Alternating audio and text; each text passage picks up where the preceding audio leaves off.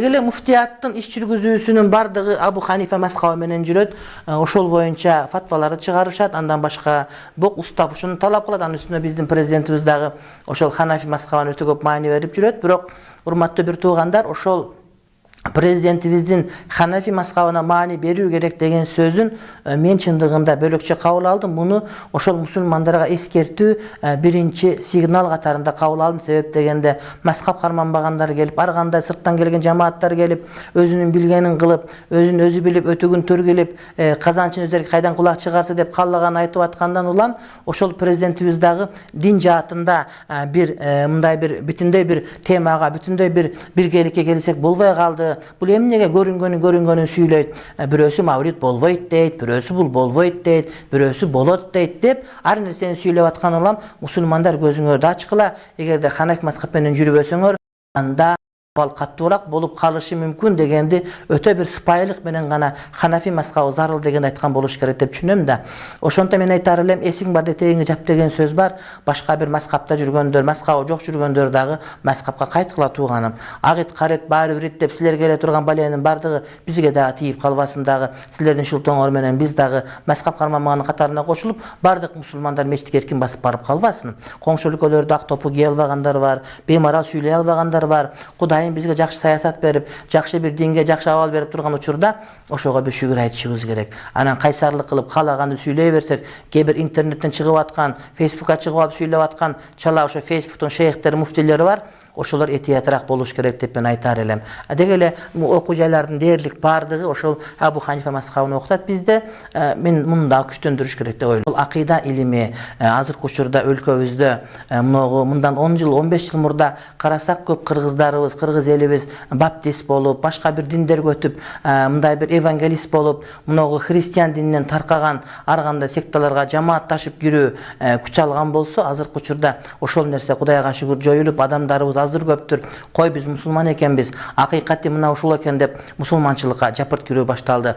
Бирок ошол эле учурда дагы жанагы жумурткадан жаңы чыккан жожойдой болуп, ошол ким эмне айткан болсо ошонун бардыгын угуп эле өздөрү каалагандай бир агымдарга, жамааттарга кирип кетип атат. Чындыгында биз ошол пайгамбарыбыздын туура акыйдасын карманган ахли сунна вал жамаат акыйдасын карманып келген, ошол акыйдабыз, ошол динибиз бизге салттуу болуп калган, салттуу ахли сунна вал жамаат акыйдасы менен салттуу Ханафи мазхабынын карманып келгенбиз да.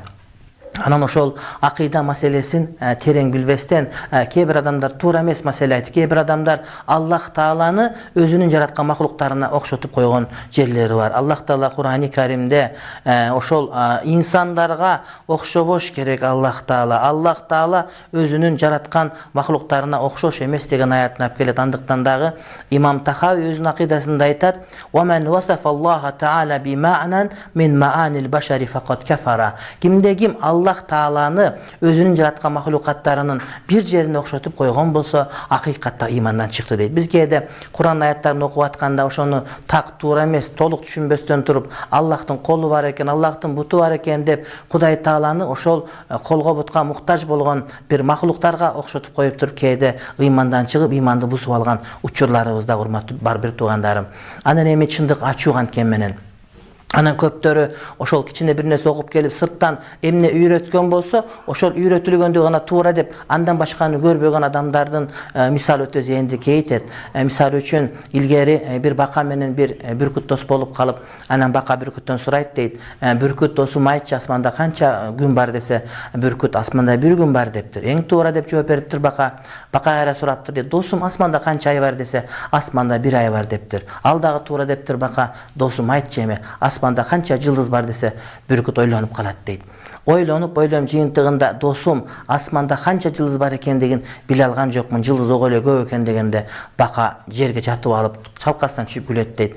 "Бир жолу бүркүт деп койсо айта бере турбайсыңбы? Асманда бир эле жылдыз бар" деп. Анын сыңарындай биздин дагы ошол бакага окшоп көлчүккө жатып алып жаткан жери көлчүк, илим окубаган, туруп эле асманда бир эле жылдыз бар деп башка жылдыз көрбөгөндөр ошол ага айтылган маселенин туура экен деп ага чейинки болуп келген аалымдарыбызды, мазхаб кармаган уламаларды жокко чыгарып, Anan toora emes akidany bizge jayıltıp atkan adamlar var da. Çındığında uşunun bardığı günö olup esepte durmatdy bir tuğandarım.